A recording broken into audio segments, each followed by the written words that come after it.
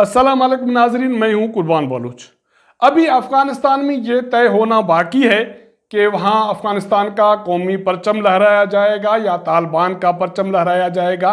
लेकिन उससे पहले पाकिस्तान के दारुल खिलाफा इस्लामाबाद में तालिबान के परचम लहरा दिए गए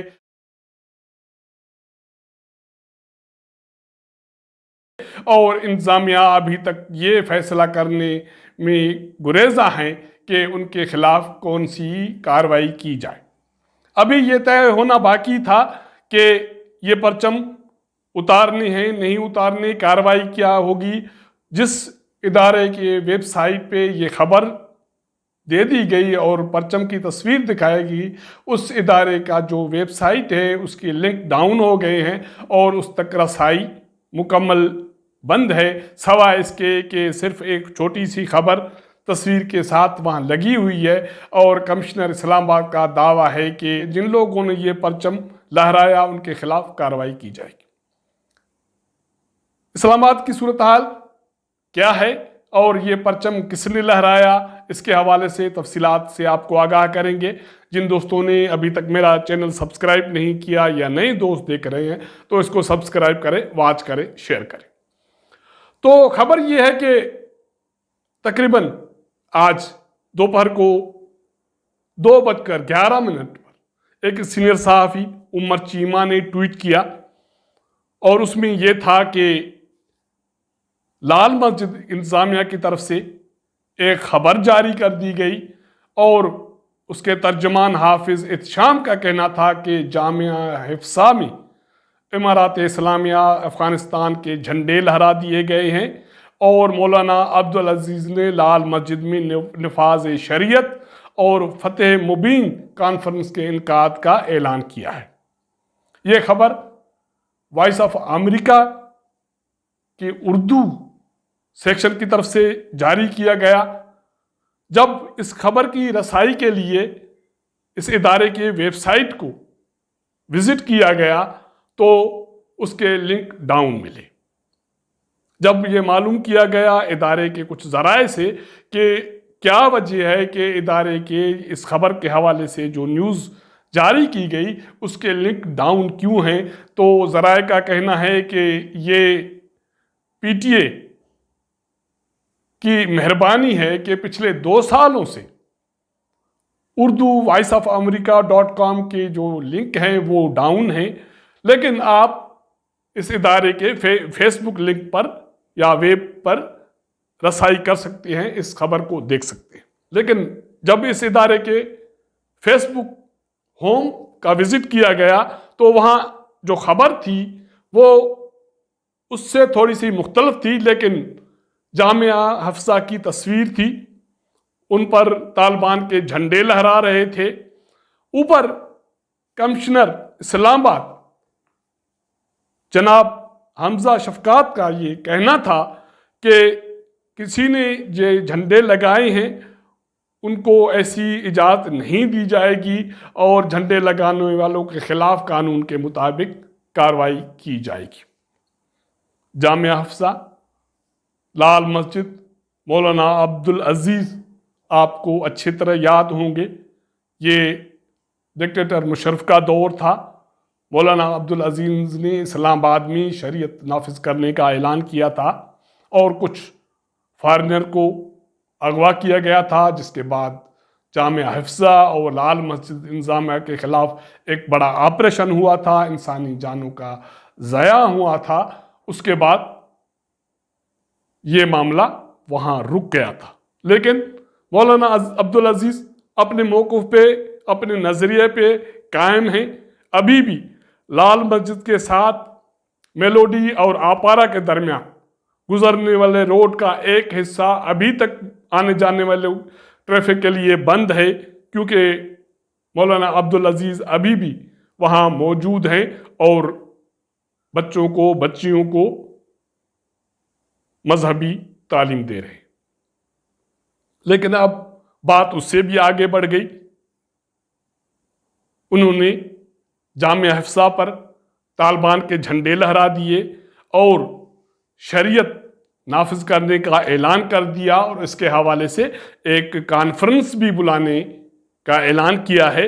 लेकिन इस्लामाबाद इंतजामिया सिर्फ ये कहने तक महदूद है कि किसी को ऐसी इजाज़त नहीं दी जाएगी।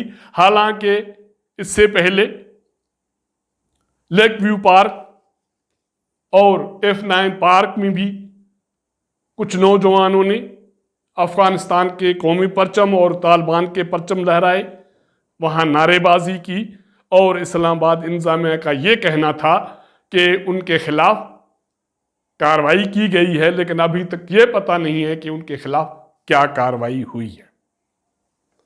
क्या अफगानिस्तान में जो भी फैसला हो, तालिबान वहाँ पहुँच चुके, वहाँ मुशावरत हो रही है कि वहाँ निज़ाम क्या हो और वहाँ इंतज़ामी ढांचा किस तरह का हो, इस पे काबुल में आज अहम मुशावरत चल रही है। लेकिन इससे पहले पाकिस्तान में जो चीज़ें डेवलप हो रही हैं, इसका नतीजा क्या निकलेगा। मैंने इससे पहले एक वीडियो की थी, व्लॉग किया था, वो अफगानिस्तान के यौम इस्तिकलाल के हवाले से था कि पेशावर में नौजवान इकट्ठे होते हैं, वो ट्रैफिक जाम करते हैं, पथराव करते हैं और वहाँ अफगानिस्तान के कौमी परचम लहराए जाते हैं। लेकिन सिर्फ ये काफ़ी नहीं है, पाकिस्तान के खिलाफ भी नारेबाजी की जाती है। अब ये मामला इस्लामाबाद तक पहुँच चुका, आगे कहाँ तक जाएगा ये कहना काबिल वक्त है। लेकिन बात यह है कि इस्लामाबाद दारुल खिलाफा है पाकिस्तान का और उसके मरकज़ में G5 और G6 के मरकज़ में ये मदरसा मौजूद है, लाल मस्जिद मौजूद है। उसका नाम हालांकि मुशर्रफ के ऑपरेशन के बाद तब्दील कर दिया गया, लेकिन वो मस्जिद अभी मौजूद है।